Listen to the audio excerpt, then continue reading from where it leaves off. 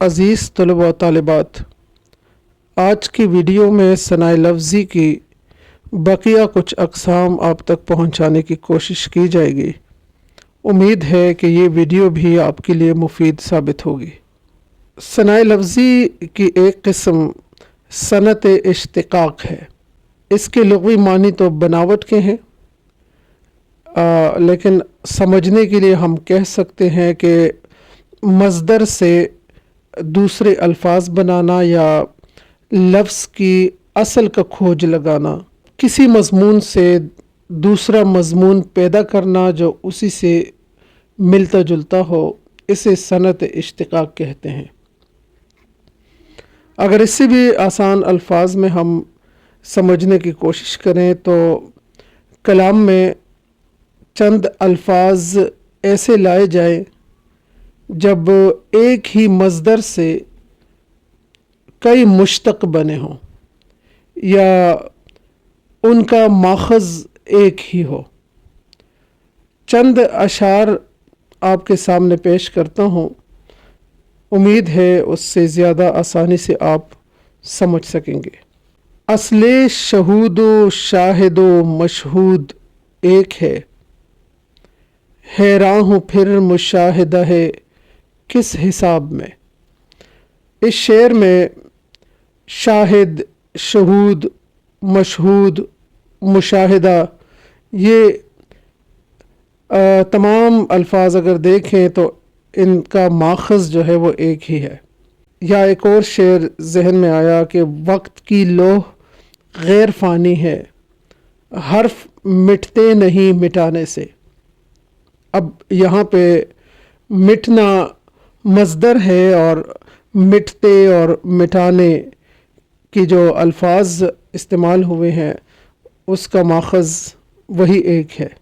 ثناء لفظی کی ایک اور قسم صنعت تضمین کہلاتی ہے۔ اس کے لغوی معنی ہے ملانا، ضم کرنا یا شامل کرنا۔ یعنی کلام میں جب کسی دوسرے شاعر کے کلام کو ملایا جائے تو اسے تضمین کہا جاتا ہے۔ یہ اپنے یا کسی دوسرے شاعر کے مصرے پر یا شعر پر مصرع لگانا یا ملانا بھی ہم کہہ سکتے ہیں کہ صنعت تضمین ہے۔ یاد رہے کہ اس سے جو نیا تخلیق ہونے والا شعر ہے وہ بالکل ایک نئی نظم اور نئے شعر کی صورت اختیار کر لیتا ہے۔ اور ہمیشہ شاعر جب کسی دوسرے شاعر کا مصرع یا شعر اپنے کلام کا حصہ بناتا ہے تو اس کو واوین میں لکھتا ہے، یہ ضروری ہوتا ہے۔ اس کی بہت ساری قسمیں ہیں۔ کبھی ایک مصرے پر ایک مصرع لگایا جاتا ہے، کبھی ایک شعر پر 3 مصرے لگا کر مثلث کی شکل دے دی جاتی ہے، کبھی مطلع پر مطلع لگایا جاتا ہے۔ اسی طرح شعر پر 3 مصرے لگا کر مخمس کی شکل دے دی جاتی ہے، یا شعر پر 4 مصرے لگا کر مسدس بھی بنائے جاتے ہیں، اور کئی اشعار لگا کر قطع بند اشعار بھی ہمارے سامنے آتے ہیں۔ یہ جو تضمین کی شکل میں دوسرے شاعر کا کلام ہے تو یہ کسی بھی شاعر کا ہو سکتا ہے۔ عموماً خیال رکھا جاتا ہے کہ وہ مشہور شعر ہو، مشہور مصرع ہو، تاکہ دوسرے لوگوں کو آسانی سے اس کی سمجھ بھی آ سکے، اور جو نیا شعر تخلیق ہو رہا ہے اس کا جو کینوس ہے وہ وسیع ہو۔ یہ ضروری نہیں ہے کہ اردو میں اردو ہی کی تضمین ہو، کسی دوسری زبان کا مصرع یا شعر بھی استعمال ہو سکتا ہے۔ اسی طرح کسی حدیث کا یا قرآن کا کوئی حصہ بھی شعر میں شامل ہو تو اسے بھی ہم تضمین کہیں گے۔ ایک دو اشعار کی مدد سے ہم اگر سمجھنے کی کوشش کریں تو یہ شعر ملاحظہ کرے: غالب اپنا بھی عقیدہ ہے بقول ناسخ، آپ بے بہرہ ہے جو معتقد میر نہیں۔ اس شعر کا پہلا مصرع مرزا غالب کا ہے، جبکہ اس کا دوسرا مصرع امام بخش ناسخ کا ہے۔ آگے ہم اگر بڑھیں تو صنعت تجنیس کی ایک قسم ہمارے سامنے آتی ہے، اور اس کو سمجھنے کے لیے اگر ہم تعریف کی طرف جائیں تو اس کی تعریف کچھ یوں ہے کہ کلام میں دو ایسے الفاظ استعمال کرنا جو تلفظ یا املاء دونوں میں مشابہت رکھتے ہوں اور معنی میں مختلف ہوں، یعنی وہ لکھے اور بولے تو ایک جیسے جاتے ہیں لیکن ان کے معنی مختلف ہوتی ہیں۔ صنعت تجنیس کی بھی مختلف شکلیں ہیں، لیکن یہاں پہ ہم صرف دو قسمیں سمجھتے ہیں، کیونکہ جن طلبہ و طالبات کے لیے ویڈیو بنائی جا رہی ہے تو ان کے لیے یہ دو قسمیں ہی کافی ہے۔ ایک کو ہم کہتے ہیں صنعت تجنیس تام، جب دو لفظ حروف کی تعداد، ترتیب اور اعراب کے لحاظ سے بالکل یکساں ہوں اور معنی مختلف رکھتے ہوں، یعنی ان میں بالکل بھی فرق نہیں ہوتا۔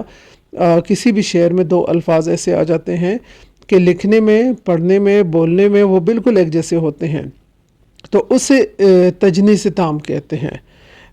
یہ ایک شعر میں آپ کے سامنے پیش کرتا ہوں، تو اس میں ایک لفظ آپ کو خود بخود اندازہ ہو جائے گا کہ یہ تجنیس تام کی مثال ہے۔ چمن میں کس نے الہی نگاہ ڈالی آج، جو کھل کھلاتی ہے گل کی ہر ایک ڈالی آج۔ اب دونوں مصروں میں ڈالی کا لفظ ہے، ایک پہلے مصرے میں نگاہ ڈالنا اور دوسری میں جو ڈالی ہے وہ شاخ کے معنوں میں ہے۔ اسی طرح تجنیس محرف، تجنیس محرف میں تھوڑا سا فرق یہ آ جاتا ہے کہ لفظ تو عموماً ایک جیسے ہوتے ہیں، ان کی املاء ایک جیسے ہوتی ہے، لیکن جو الفاظ ہیں ان کی حرکات اور سکنات میں فرق ہوتا ہے، یعنی زبر زیر پیش کی تھوڑی سی تبدیلی کے ساتھ وہ لفظ استعمال ہوتا ہے اور معنی بھی عموماً مختلف ہوتا ہے۔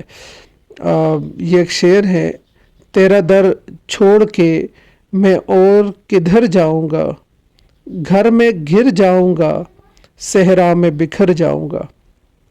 اس شعر میں گھر اور گھر دونوں لفظ ایک جیسے لکھے تو جاتے ہیں، لیکن اعراب کی وجہ سے، حرکت اور سکون کی وجہ سے اس کی ادائیگی مختلف ہے۔